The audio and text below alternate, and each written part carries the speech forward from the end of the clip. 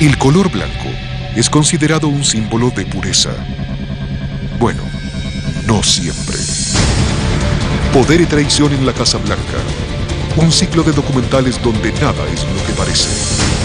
Una producción propia y exclusiva realizada en los Estados Unidos y en América Latina.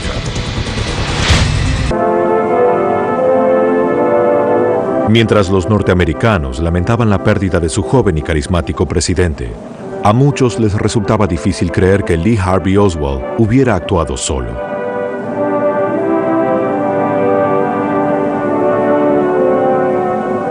Una comisión del gobierno llegó a la conclusión de que Oswald había efectuado 3 disparos desde la ventana del 6º piso del depósito de libros escolares de Dallas, ubicado detrás del presidente Kennedy.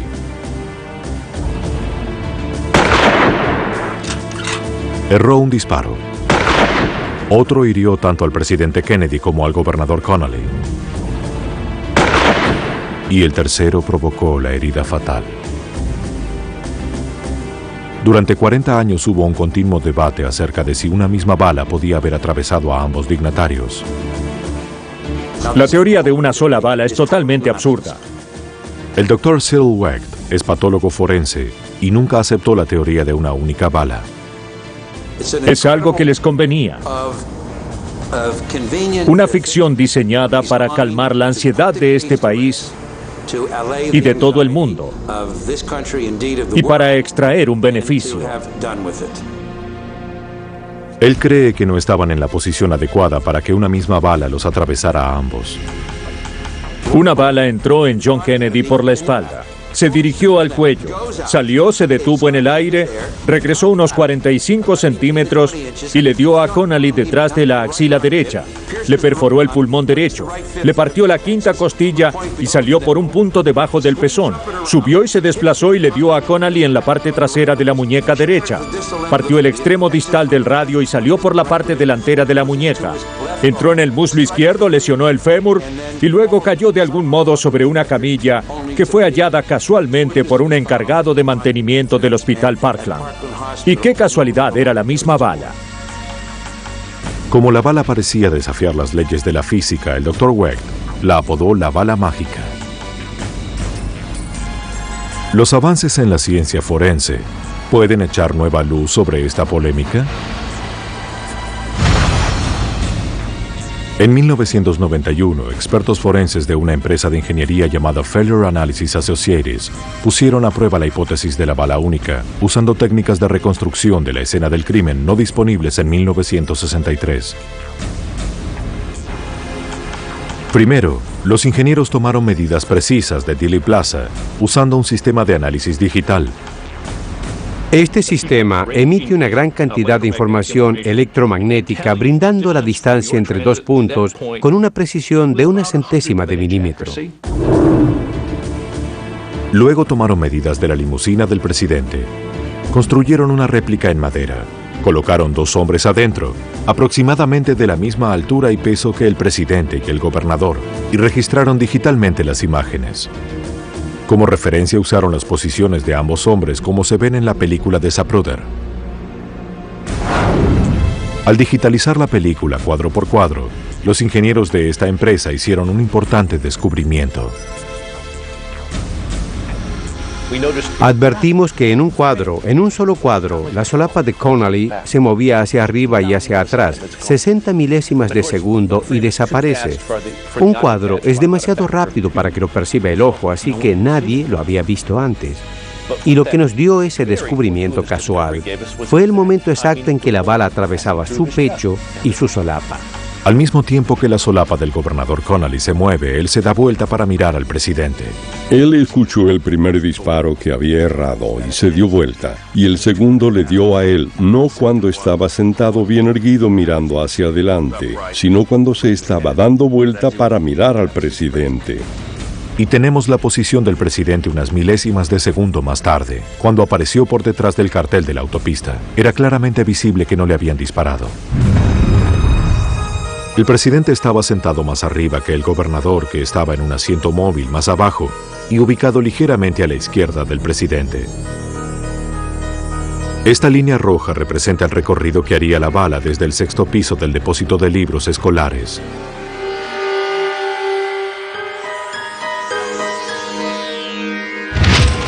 Si el presidente estaba inclinado un poco hacia adelante en el momento del disparo y el gobernador Connally ubicado donde estaba en el momento en el que se movió su solapa, la trayectoria de la bala en la espalda del presidente a través de su garganta y hacia la espalda del gobernador es una línea recta.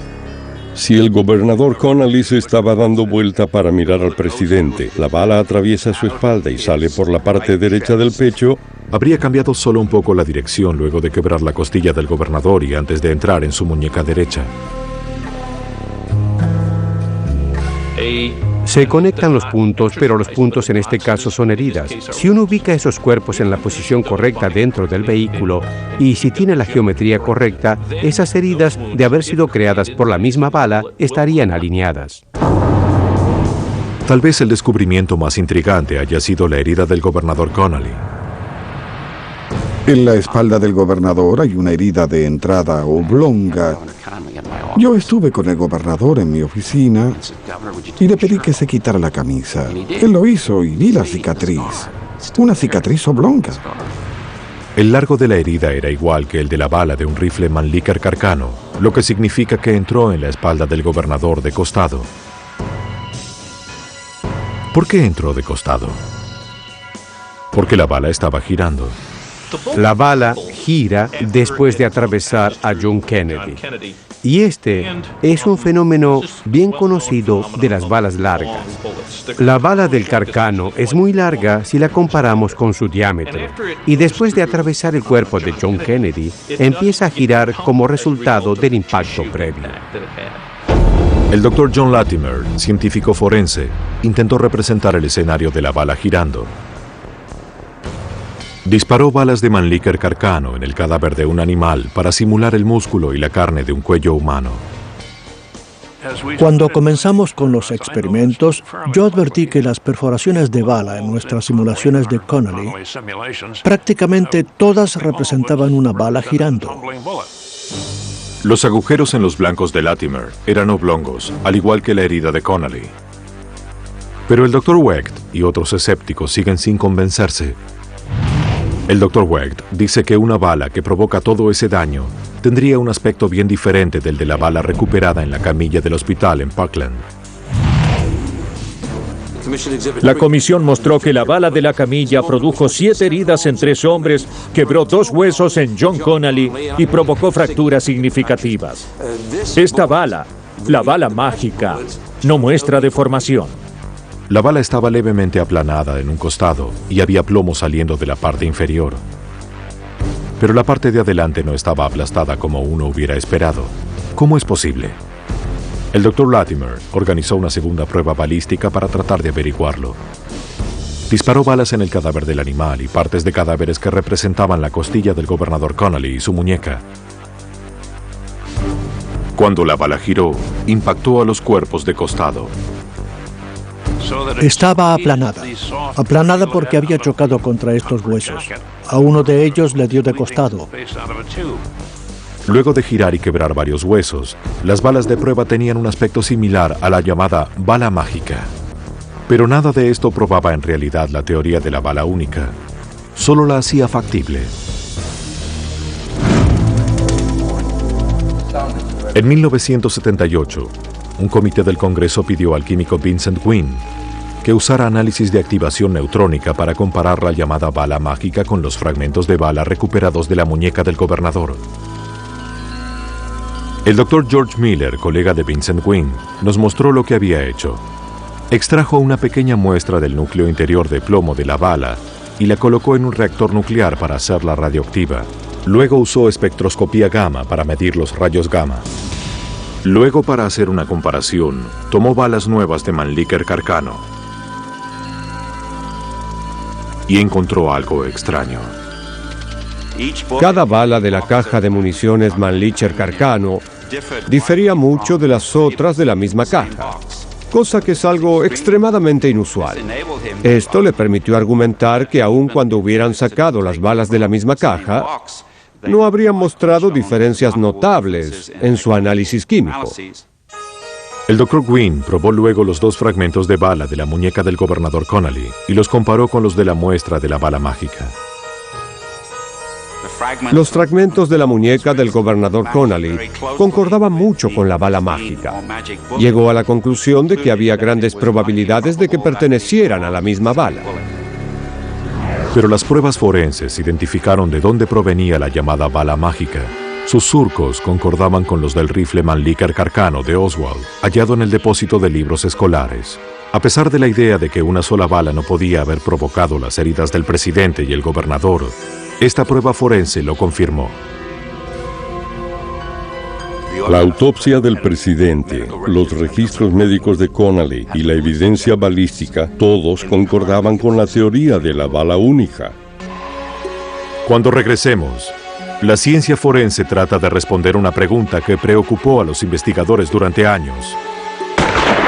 ¿Había un segundo francotirador ese día disparando al presidente en Dallas?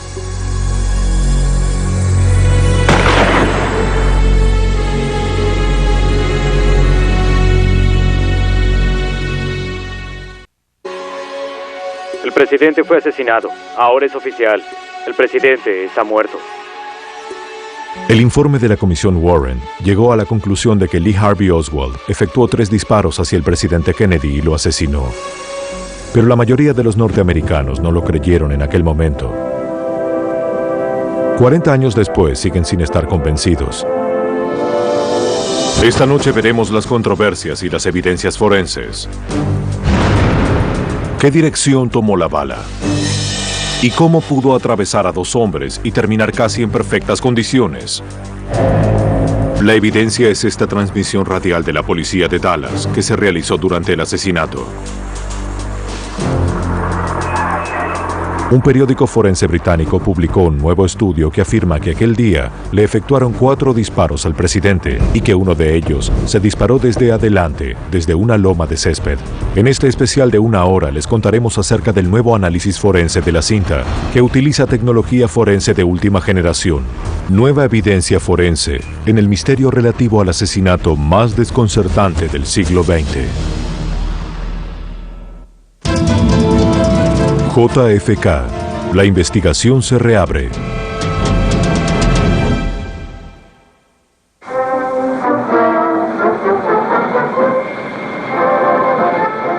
Dallas, Texas, 22 de noviembre de 1963. Para el presidente John Kennedy y su esposa Jacqueline, el día comenzó como muchas visitas políticas, con dignatarios y una multitud que les deseaba buena suerte en el aeropuerto. El presidente estaba demorado, pero se tomó unos minutos para saludar. Luego, 10 minutos antes del mediodía, la caravana presidencial comenzó su viaje de 17 kilómetros por el centro de Dallas. En la limusina junto a Kennedy viajaban el gobernador de Texas, John Connally, y su esposa Nellie.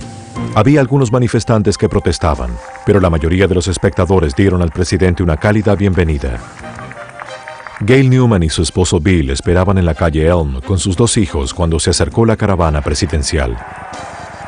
Nunca antes había visto personalmente al presidente y estaba muy ansiosa por verlo a él y a su esposa, porque eran muy populares.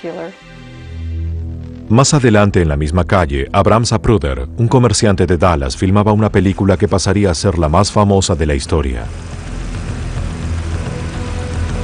Recuerdo que vi el auto del presidente acercándose a nosotros. Se oyeron los primeros 2 disparos. Bang, bang. Fue algo así. Los disparos impactaron en el presidente desde atrás. El gobernador Connally también resultó herido y luego se produjo una herida fatal en la cabeza del presidente. Sucedió algo increíble. Sucedió algo increíble. Acaban de disparar a la limusina presidencial. El presidente Kennedy y el gobernador Connally están heridos. Los médicos pudieron salvar al gobernador Connally, pero muy poco se podía hacer por el presidente que estaba herido de muerte. El presidente Kennedy fue asesinado. Ahora es oficial. El presidente está muerto. Mientras se difundía la noticia de su asesinato, la policía de Dallas buscaba sospechosos desesperadamente. Un testigo vio un rifle en el 6º piso del depósito de libros escolares de Texas, detrás de la caravana presidencial. Unas horas después, un empleado del depósito, Lee Harvey Oswald, fue arrestado como presunto asesino de J.D. Tippit. un oficial de policía de Dallas que había detenido a Oswald para interrogarlo. Luego lo acusaron de haber matado al presidente. Él declaró ser inocente, pero no tenía buenos antecedentes. Era un ex soldado que había emigrado a Rusia y se había convertido en comunista, pero luego regresó a los Estados Unidos. Había repartido volantes a favor de Castro en Nueva Orleans. Parecía un instrumento de la Unión Soviética. Pero Oswald nunca tuvo la oportunidad de contar su historia. 2 días después del asesinato, en vivo por televisión, un hombre avanzó desde las sombras y le disparó cuando lo llevaban hasta el cuartel general de policía. El asesino de Oswald, Jack Ruby, tenía un club de bailarinas en Dallas. El entorno de Jack Ruby podía haber organizado el crimen. Él se crió en Chicago, asociado con figuras del crimen organizado, como Capone. Vino a Dallas y formó parte del mundo marginal de la ciudad. El asesinato de Oswald alimentó la especulación acerca de que debía existir una conspiración más importante para matar al presidente y que Ruby había asesinado a Oswald para que éste no hablara. Ruby murió unos años después en prisión, pero siempre negó que hubiera habido una conspiración. Era terrible imaginar que un presidente pudiera ser removido del cargo sin que hubiera algo más de peso que Lee Harvey Oswald sentado en el depósito de libros. En vista de las apariencias, eso es inaceptable, ¿no? Pero la evidencia forense contra Oswald parecía contundente. Un rifle Mannlicher Carcano hallado en el 6º piso del depósito de libros tenía las huellas de la mano de Oswald visibles cuando lo desarmaron. Una foto mostraba a Oswald sosteniendo el rifle. Los análisis forenses identificaron la letra de Oswald en la orden de pago de mercaderías deportivas Klein, la tienda donde se vendió el arma. Las fibras de algodón de la camisa que Oswald vestía cuando fue arrestado eran las mismas que las que se hallaron entre la cantonera y la placa de metal de la culata del rifle. La mañana del asesinato, Oswald les dijo a sus compañeros de trabajo que la enorme bolsa de papel que llevaba al depósito contenía varillas de cortina.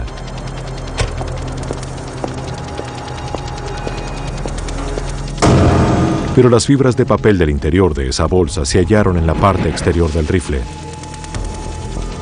Las huellas de Oswald estaban en las cajas de cartón que rodeaban al llamado nido del francotirador, en el depósito de libros escolares.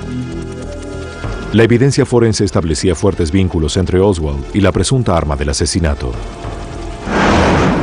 La autopsia del presidente debería haber aportado más respuestas, pero el modo en que se manejó despertó sospechas y polémicas.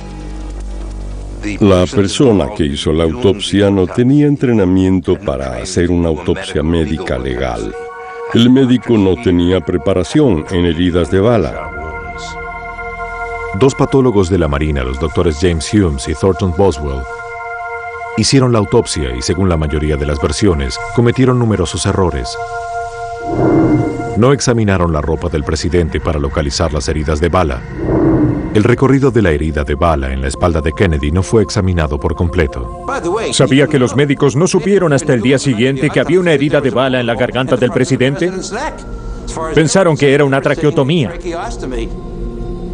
Y lo más importante, no describieron correctamente la herida de la cabeza. El doctor Humes no sabía cómo describir las heridas de bala. Entonces, en un momento dijo: las fracturas del cráneo provocadas por la segunda bala son demasiado complejas para poder describirlas verbalmente y me guiaré por las fotos y las radiografías. Las fotos no aparecieron. Eran ineptos, incompetentes, no tenían experiencia. Arruinaron el trabajo, lo echaron a perder, lo arruinaron completamente. Los resultados de la autopsia fueron revelados por un distinguido panel designado por el presidente Johnson y presidido por el presidente del Tribunal Supremo de los Estados Unidos, Earl Warren.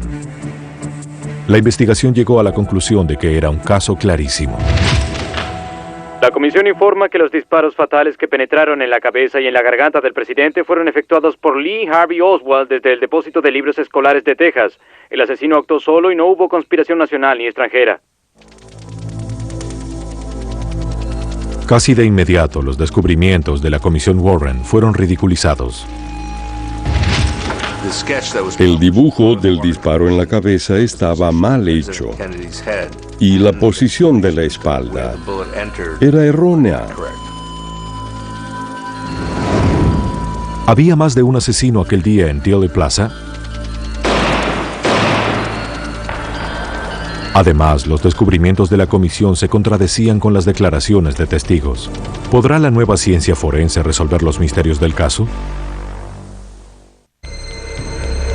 Tal vez la cuestión más debatida en torno del asesinato de Kennedy sea la dirección de la bala que provocó la herida fatal del presidente.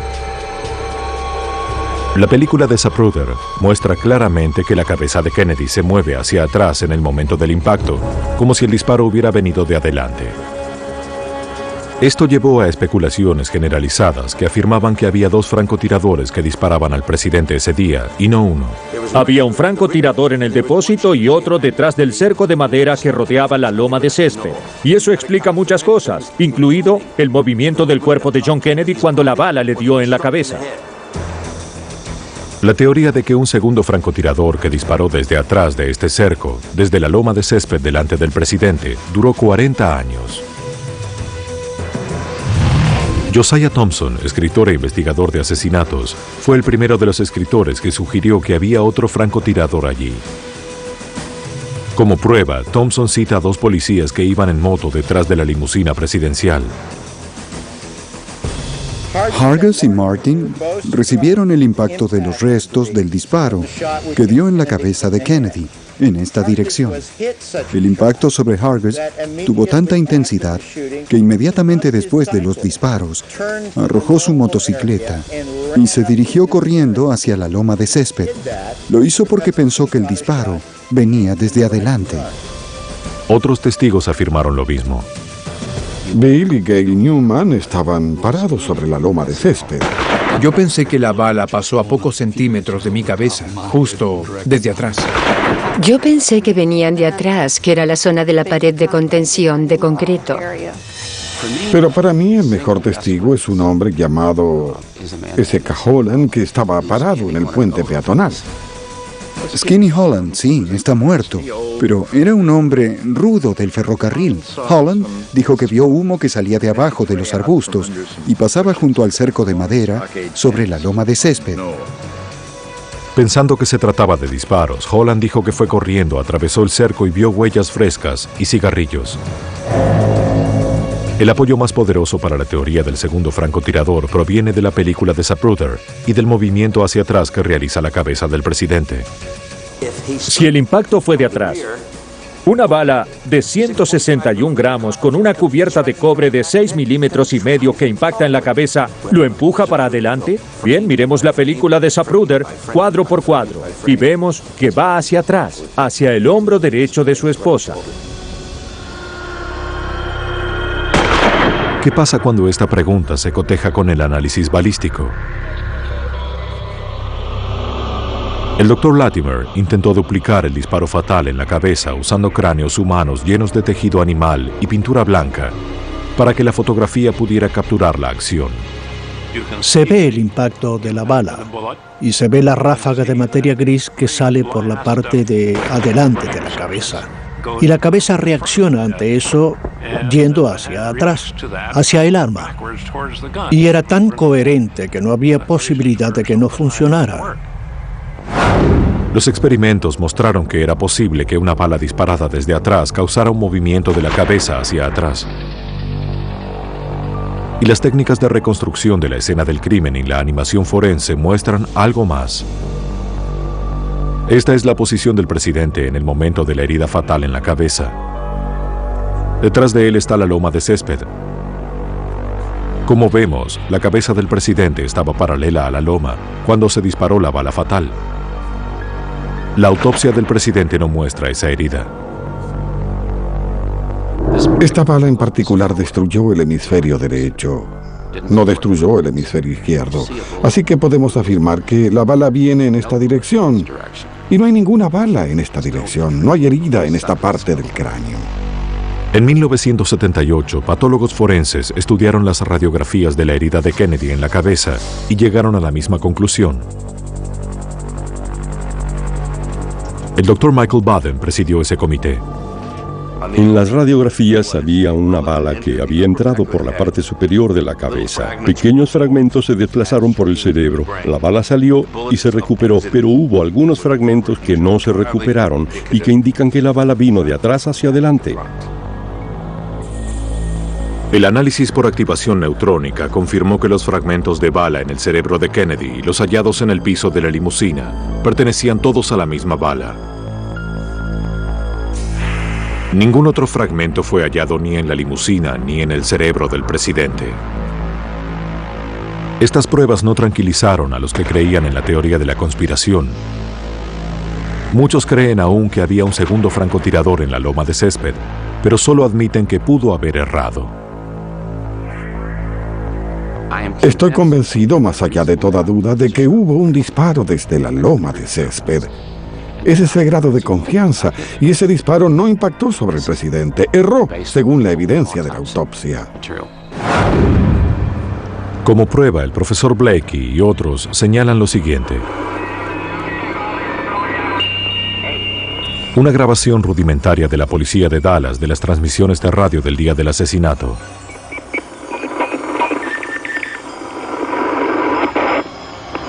Muchos creen que contiene el sonido de 4 disparos, no 3 como afirmó la Comisión Warren.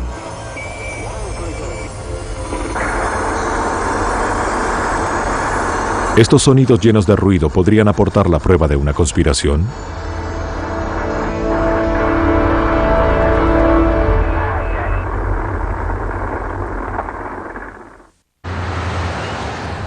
En los años siguientes al asesinato, los rumores de conspiración y encubrimiento siguieron creciendo, alimentados por numerosos libros, documentales, sitios de Internet y películas de Hollywood.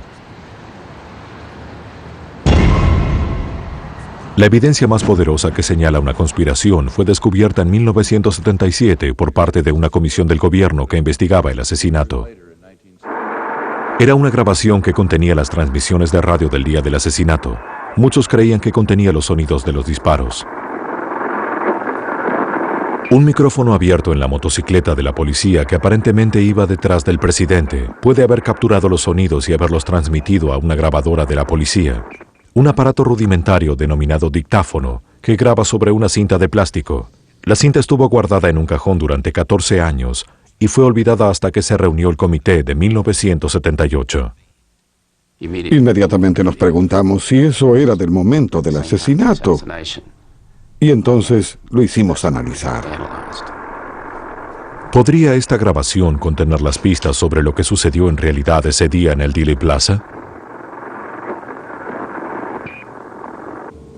Buscando respuestas, el comité del gobierno le pidió un análisis de la cinta al Dr. James Barger, el científico principal de Bolt Berankh & Newman, una de las principales empresas acústicas del país. La grabación no tenía sonidos que indicaran disparos, solo chasquidos, y eso presentó inmediatamente un problema para los investigadores. Se tenía la impresión de que había una motocicleta muy cerca del micrófono. Se oía cómo la multitud saludaba al presidente y todo tipo de ruidos y estática dominada por la motocicleta. Luego de filtrar gran parte del sonido, Barger descubrió varios picos altos, seguidos por picos más pequeños en la onda de sonido, que parecían disparos y ecos. Para ver si se trataba realmente de disparos, propuso una compleja serie de pruebas balísticas forenses. Y le dije, bien, está bien, Gene, ¿qué es lo que quieres hacer? Y él me respondió, quiero disparar un arma en Dealey Plaza. Y yo pensé, oh Dios mío, quiere bajar a Dealey Plaza y disparar un arma. No hace falta decir que eso sería un circo para los medios. Pero igual lo hicieron. Los ingenieros colocaron 36 micrófonos en Dealey Plaza a lo largo del trayecto de la caravana. Luego efectuaron disparos de prueba tanto desde el depósito de libros escolares como desde la loma de césped. Cuando esos disparos se compararon con los sonidos de la grabación, los científicos descubrieron lo que creían eran 4 disparos, 3 desde el depósito y 1 desde la loma de césped. Para asegurarse completamente, un segundo grupo de científicos revisó los análisis de Barger. Tenemos un 95% de certeza de que el tercer disparo se efectuó desde la loma de césped. Era la primera evidencia forense de una conspiración. Esta es la filmación de Zapruder, sincronizada con lo que los científicos creían eran 4 disparos en la cinta de la motocicleta. Hemos agregado un sonido para representar los disparos.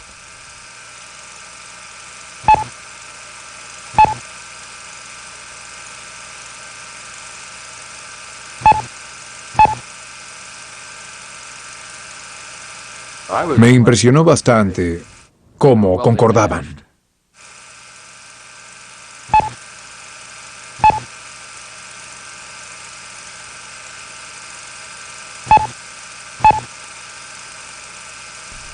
Si uno no cree en la cinta, en la película hay una enorme coincidencia. Allí hay 2 disparos que concuerdan perfectamente.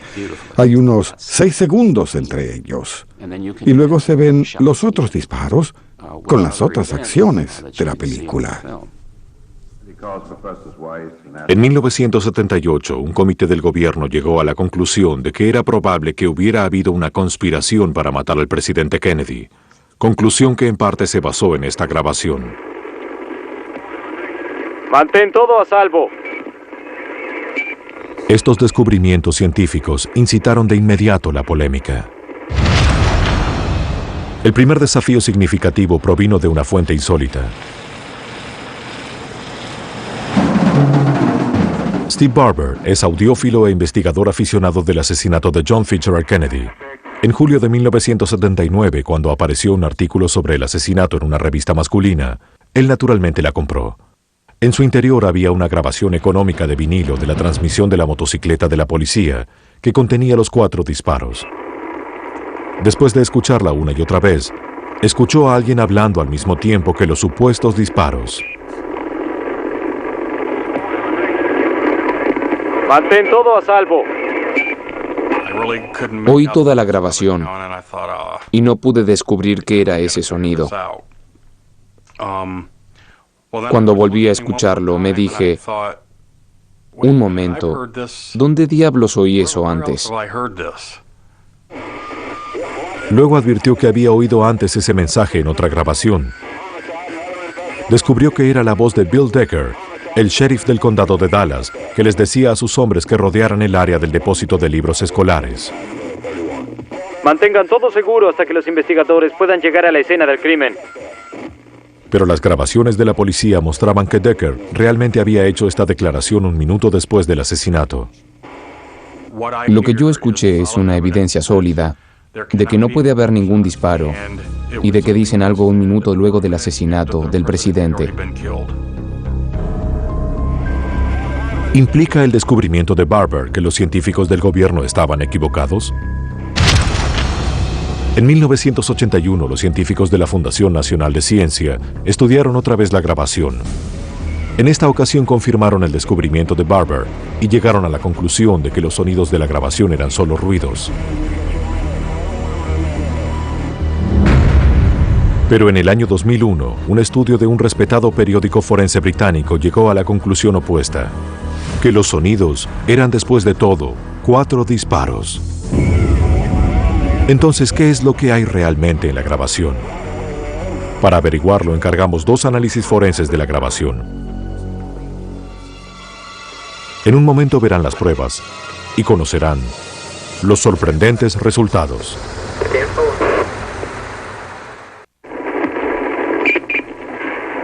Durante años, esta grabación de la transmisión de radio de la policía de Dallas estuvo envuelta en el misterio y la polémica.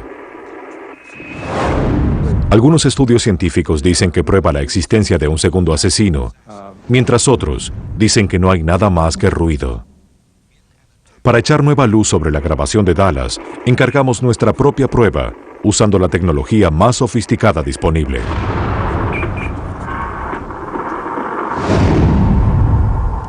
El estudio fue realizado por Bob Berkowitz, un respetado especialista forense de audio y director retirado de Sensimetrics, una empresa de investigación de audio de Boston. Si queremos descubrir qué sucedió en 1963, tendremos que seguir aplicando los métodos científicos a los datos que tenemos. Berkowitz comenzó su investigación de 6 meses, revisando todos los estudios acústicos anteriores para comprender cómo llegó cada uno a su conclusión. Berkowitz usó una copia utilizada por la Academia Nacional de Ciencia hace 20 años. Una copia que no se había tocado desde entonces.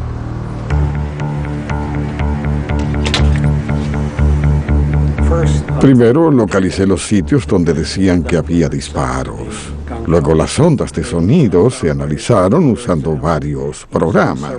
Uno que solo muestra la estructura de la onda de sonido en detalle, otro que creamos especialmente para estudio de la voz que muestra espectrogramas, que es otra forma de observar las grabaciones de sonido. Casi de inmediato halló un problema. Cuando observamos estos disparos, vemos que son muy diferentes entre sí. Este es el número 1, por ejemplo. Este es el número 2. Ahora vamos a escuchar el número 3. No se parecen nada, así que si uno de ellos parece un disparo, tenemos que afirmar que los otros dos no lo son.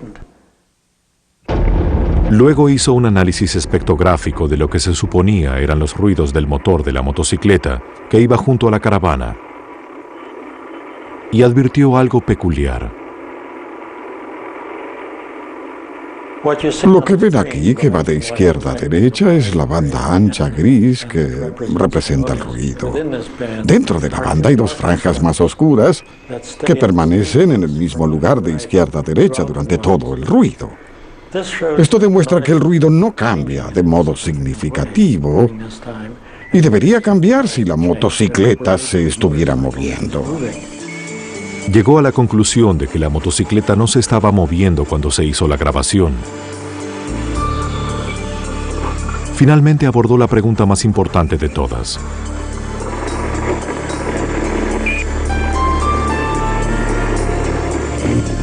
¿Hay disparos en la grabación? Esta es la huella acústica de un disparo de prueba efectuado desde la loma de césped. Es el resultado de los cálculos realizados por las pruebas balísticas en Dealey Plaza en 1978. Esta es la forma de onda del tercer disparo en la grabación de la motocicleta. Esta es la supuesta ráfaga. Los picos más altos son los posibles ecos. Los sonidos más bajos posiblemente sean algún tipo de ruido. Cuando los científicos los compararon, encontraron 14 supuestos ecos en la grabación de la motocicleta. 10 coincidían con los ecos en la loma de césped. 10 de 14 es un buen porcentaje y explica por qué los científicos del gobierno concluyeron que los sonidos en la grabación eran disparos en la loma de césped.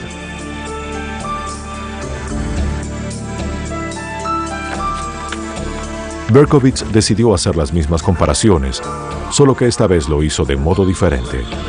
Si usamos el método descrito por los investigadores originales de imprimir una imagen de la forma de la onda en un rollo largo de papel y luego medirla visualmente y decidir qué impulsos incluye y cuáles no, podría haber posibilidades de error humano. Berkowitz diseñó un programa de computadora para comparar las 2 formas de onda del mismo modo que una computadora puede comparar huellas digitales, eliminando la posibilidad de error humano y la subjetividad. El programa busca uno por uno los ecos que aparentemente ocurrieron después del disparo para ver si hay un impulso que concuerde dentro de una milésima de segundo. La computadora también tomó en cuenta algunas variables como la velocidad de la grabación de la cinta. La computadora encontró el doble de supuestos ecos en la grabación de la motocicleta. Y solo 5 de ellos coincidían con la huella acústica. Con 5 coincidencias sobre 25 posibles, Berkowitz dice que es muy improbable que sean disparos. No hallamos ecos ni evidencias de disparos. Luego aumentó el umbral por el cual la computadora calcula la coincidencia, bajando el nivel de lo que podría considerarse un eco y ajustando la velocidad estimada de la grabación de la motocicleta. Ni siquiera esto aumentó el número de coincidencias. Luego hizo una pregunta más básica. Si no eran sonidos de disparos, ¿qué eran? Primero hizo que su computadora generara sonidos aleatorios. Luego arbitrariamente seleccionó 3 porciones de ese sonido y lo comparó con los disparos de prueba en Dealey Plaza. Descubrí que los números no eran tan diferentes y que en algunos casos eran mejores que las probabilidades y la correlación que surgían de la grabación de la policía. Los impulsos no pueden ser disparos de asesinos.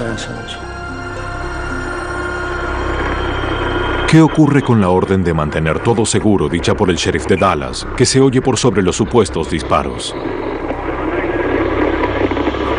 Berkowitz nos explica que la orden del sheriff pudo haber sido grabada en la cinta algún tiempo después. Yo también me pregunté si la interferencia podía haber sido grabada después por sobre los disparos, por otros medios o otros métodos. Berkowitz llegó a la conclusión de que fue grabado en el canal de la motocicleta en el momento que dijo el sheriff, no un momento después. La prueba científica en discusión, originada por la cinta de audio y estudiada por diversos paneles del gobierno e investigadores independientes durante 25 años, ni siquiera había sido grabada en el momento del asesinato, sino 61 segundos después.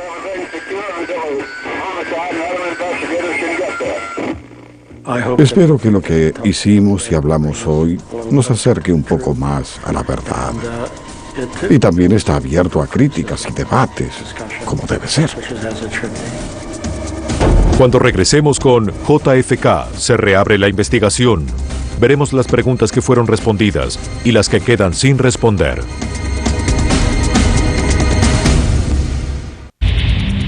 Los ecos de los disparos efectuados ese día en Dealey Plaza resonaron en todas las ciudades, grandes y pequeñas, en los 40 años que siguieron al asesinato. La pregunta que todo el mundo se hace es, ¿fue Lee Harvey Oswald el que mató a John Fitzgerald Kennedy? ¿Y lo mató solo él? Tal vez nunca sepamos todo lo que sucedió ese día, pero hay ciertas cosas de las que podemos estar seguros. Si existió un asesino evasivo en la loma de césped, no solo erró a su objetivo, sino que no dejó ninguna evidencia científica.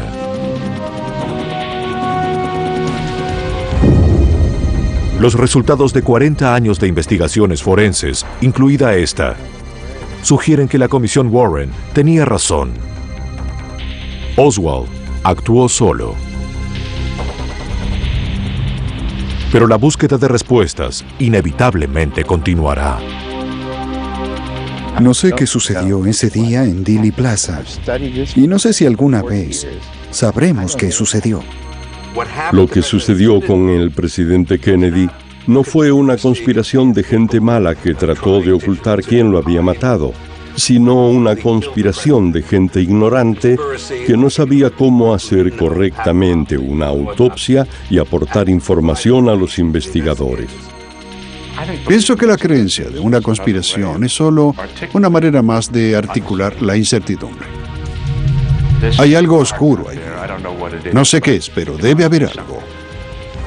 La mayoría de la gente no estaba preparada para aceptar este terrible pensamiento de que este personaje insignificante, este don nadie, pudiera subir las escaleras y matar a John Fitzgerald Kennedy.